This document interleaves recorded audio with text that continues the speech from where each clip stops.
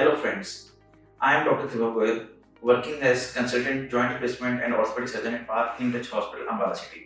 I am working here from the past 6 years. I have done my MBBS from Government Medical College Chandigarh and my MS Orthopedics from KGMC Lucknow. Today we are going to discuss a very important topic that is osteoarthritis of knee. आजकल जैसा कि हम देखते हैं कि हमारी OPD में daily में बहुत से यंग लोग 35 to 40 इयर्स की एज में भी घुटने के दर्द से आते हैं और जब हम उनके एक्सरे कराते हैं तो हम उनके घुटनों में अर्ली ऑस्टियोआर्थराइटिस के चेंजेस पाते हैं। तो आज हम डिस्कस करेंगे कि हम इस चीज को कैसे प्रिवेंट कर सकते हैं या कैसे डिले कर सकते हैं ताकि हमारे घुटने बचे रहें। तो इसमें सबसे जो इम्पोर्टेंट चीज है how to prevent osteoarthritis is exercise. Daily exercise एक बहुत जरूरी चीज है। अब लोग पूछते हैं कि एक्सरसाइज कौन सी करनी है, तो जो सबसे इंपॉर्टेंट एक्सरसाइज इसके अंदर वो है क्वाड्रिसेप्स स्ट्रेंथनिंग और हैमस्ट्रिंग एक्सरसाइज। ये दोनों एक्सरसाइज हमारे घुटने को बचा के रखती हैं। दूसरा लोग पूछते हैं कि हमें चलना कैसे है, कितनी वॉकिंग करनी है।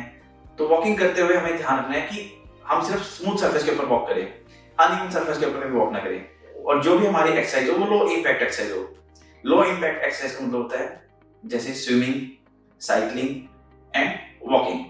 अगर हम ये करते हैं, जॉगिंग भी हम कर सकते हैं। These are very good for knee and they will prevent progression of osteoarthritis of knee. दूसरा आता है डाइट।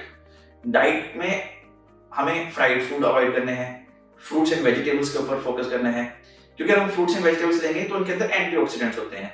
जो एंटीऑक्सीडेंट्स होते हैं ये हमारे घुटने की इन्फ्लेमेशन को प्रिवेंट करते हैं और ये हमारे ऑस्टियोआर्थराइटिस को डिले करते हैं। तीसरा सबसे इंपॉर्टेंट जो इसके अंदर फैक्टर आता है वो है वेट। वेट के ऊपर कंट्रोल करना बहुत जरूरी है। अगर वेट बड़ा होगा तो ऑस्टियोआर्थराइटिस जल्दी प्रोग्रेस करेगा। वेट का हम कैसे ध्यान रख सकते हैं, उसके अंदर एक चीज है बॉडी मास इंडेक्स।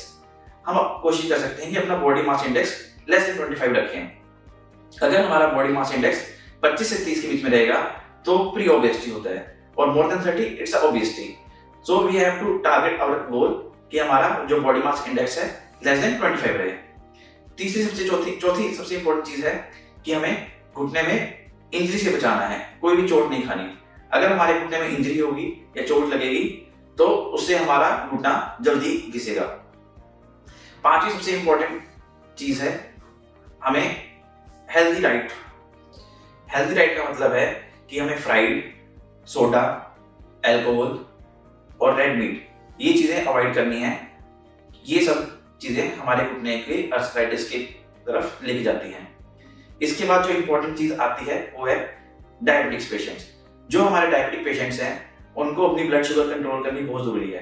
अगर हमारी ब्लड शुगर बड़ी होगी तो हमारे घुटने के अंदर ऑक्सीडेंट स्ट्रेस बढ़ेगा तो इंजरी के चांसेस ज्यादा रहेंगे।